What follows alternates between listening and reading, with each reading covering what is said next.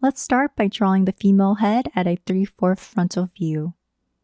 I always start drawing the head out with a circle to find the overall placement of the head. Then, from there, I draw an oval to contour the general shape of the face. Before going into facial details, I plot out its proportions by finding the center point of the oval and marking a vertical and horizontal line to find the placement of the eyes on the head. The nose and mouth should be at an equal distance to one another between the eye line and the chin. Every face is different, of course, but there are general rules of thumb that I find helpful in plotting out facial features. For instance, the space between one eye to the other should equal the length of one eye. The width of the face should be about 5 eyes total. For the placement of the ears, it usually starts at the eye line and ends at the nose line. These rules of thumb should hold true no matter what the face angle you're drawing. The nose is one of the more complex part of the face, so to simplify this, I'll break it down into an oval shape for the bridge and 2 circles for the nostrils.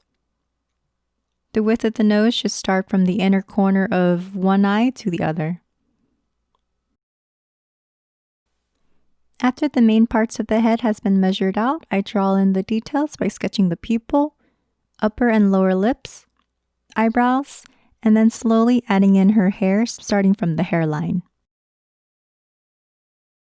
Hair has volume, so it should be drawn slightly above the head shape, and I encourage you to look at your own hair and see how it naturally moves and billows around your face to get a feel of how it lays on the head. At this point, I'm bringing everything in and pretty much done with the face. Now that we have the head drawn out, let's give her a body. Drawing the human body can be tricky. It's made up of a lot of different parts, but by breaking it down to simple shapes, it can be more manageable. From the head, I want to find the placement of her chest and shoulders and connect it to her neck. I'm drawing a triangular shape for her shoulders and from there extending outward to find her arms. I'm starting out with a skeletal form to establish the flow of the body before I add on the meaty part. I keep everything simple and gestural, and I try not to pick up the pencil too much to make sure there's dynamic movement in the overall body expression. For the figure's pelvis, it makes it so much easier for me to see the form by drawing an underwear shape. From there, I can pinpoint her legs and feet, working from a skeletal form, then slowly adding on the muscles in her legs.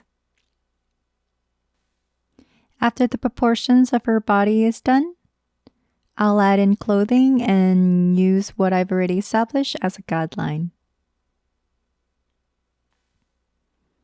There are also several rules of thumb that I can follow to make sure the proportions are correct. Generally, the female figure is about 7 to 8 heads tall, and the width of her shoulders are about 1.5 heads wide.